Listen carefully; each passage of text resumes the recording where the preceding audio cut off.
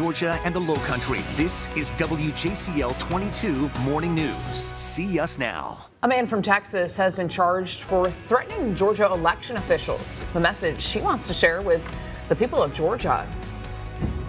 New inflation numbers are out this morning. I'm Amy Lou in Washington with what they could mean for your holiday shopping. And a U.S. military aircraft crashes into the coast of a Japanese island. What we know about the survivors. We want to thank you so much for waking up with us right here on WJCL 22. Good morning. I'm Emma Hamilton. And I'm Frank Solkowski, our meteorologist, Jonathan Myers, and Kathleen Liberta here as well this morning. And guys, first things first, I know Frosty is a snowman. It's also the conditions out there right now. Yeah. Oh, it is frosty. May not be able to build a snowman. No. Thank goodness. I would have scraped enough of that ice off my windshield. Yeah. I may have gotten a little tiny You could, one. maybe a little one. Yeah. Maybe a little frosty. But yeah, definitely quite frosty out there this morning, Frank. And also these cold temperatures, 20s inland and closer to the low 30s near the coast as you head out the door for school and work this morning. Definitely need to bundle up the hat and gloves and the heavy coat. Mainly clear as we go through most of the day. 41 degrees by 9 o'clock. At least will begin to warm up. Also, it will be warmer today, too, with mid-60s for afternoon highs and then into the evening after work at 57. Live radar showing no rain across coastal Georgia and the low country, just a few high clouds scooting through. So overall today we will see mostly sunny skies. And then for tomorrow, how about 70s in the forecast as we wrap up the work weekend for the first day of December. But as we warm up, we will see those rain chances going up just in time for the weekend. I'll detail more of the weekend forecast in less than 10 minutes. Well, today, Georgia state lawmakers will continue to work on redistricting maps to comply with a federal court order under the Voting Rights Act. The special session started yesterday with a majority of state Republicans moving to increase the number of black majority districts. Now, newly drawn maps released earlier this week show that Georgia House Republicans were going to lose 2 seats while creating 5 more majority black districts. The order mandates that a congressional map with a new black majority seat. The state is still planning to appeal the judge's order. Well, this morning, a Texas man will spend 2 years in prison for threatening Georgia election officials after the 2020 election. Chad Stark is guilty of sending threats to officials online and inciting others to, quote, kill public officials. The names of the officials not released before his sentencing, Stark apologized to the people of Georgia in a statement and said his messages were a mistake.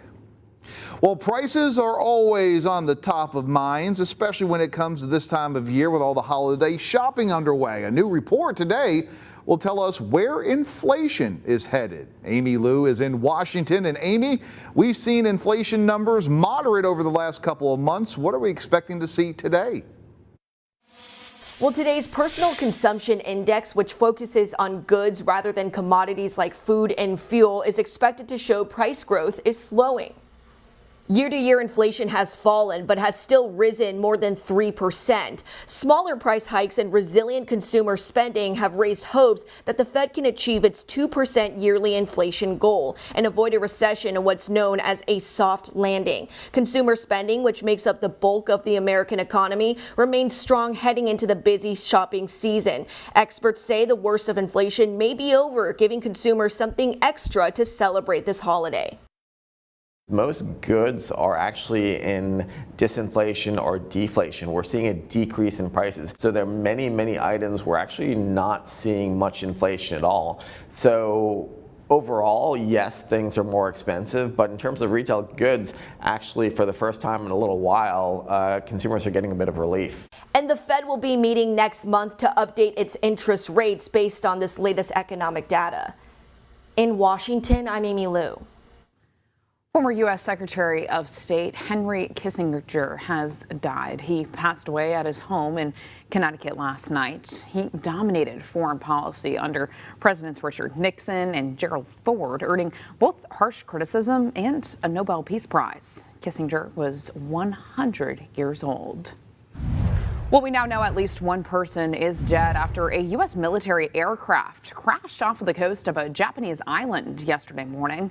A total of 8 people were on board when it experienced a mishap. It was a part of the Air Force's 353rd Special Operations Wing.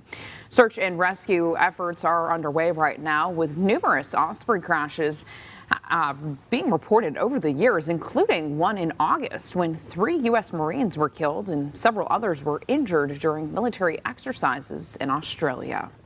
Well, this morning, Israel and Hamas have agreed to extend their 6-day ceasefire by one more day. The new deal expected to lead to the release of more hostages in exchange for imprisoned Palestinian women and teens.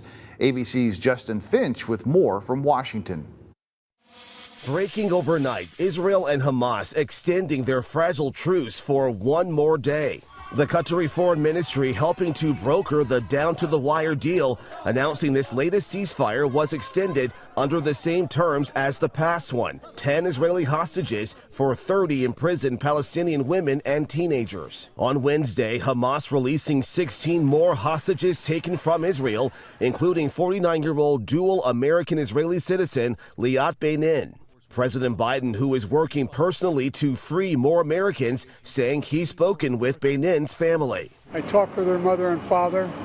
They're very appreciative, and things are moving well. Benin's sister Tal speaking to ABC's Matt Gutman. Until we got the final okay that she really was amongst the people that were returned, then I could finally breathe, take a deep breath. Benin, a mother of 3, was kidnapped from her kibbutz along with her husband Aviv, who remains missing.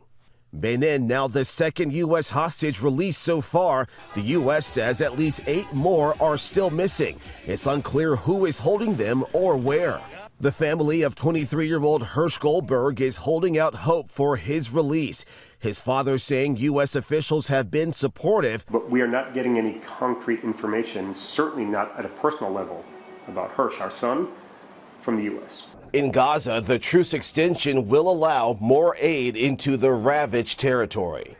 Secretary of State Antony Blinken is now in Israel, where he says the U.S. will focus on extending the ceasefire to free more hostages and get more aid into Gaza.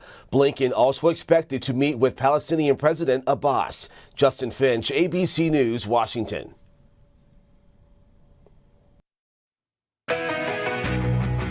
Your traffic track 22 this morning. If you are headed off to the airport, no problems on the roads right now. You can see Savannah to the airport, just about a 20-minute drive. Hilton Head, it's just about an hour. And Hinesville to the airport, just about 45 minutes this morning. Now looking at Pooler downtown, there is a little bit of a slowdown as you head into downtown. Right on I-16 headed eastbound. There is no accident to report there, but there is that morning time slowdown due to that construction. And across the area, no accidents to report at this time. As we take a live look right now at I-95 at Highway 21 in Port Wentworth, traffic moving well in both directions this morning. You can see those temperatures in the 30s this morning. So definitely a chilly start to our Thursday morning. Frank? All right.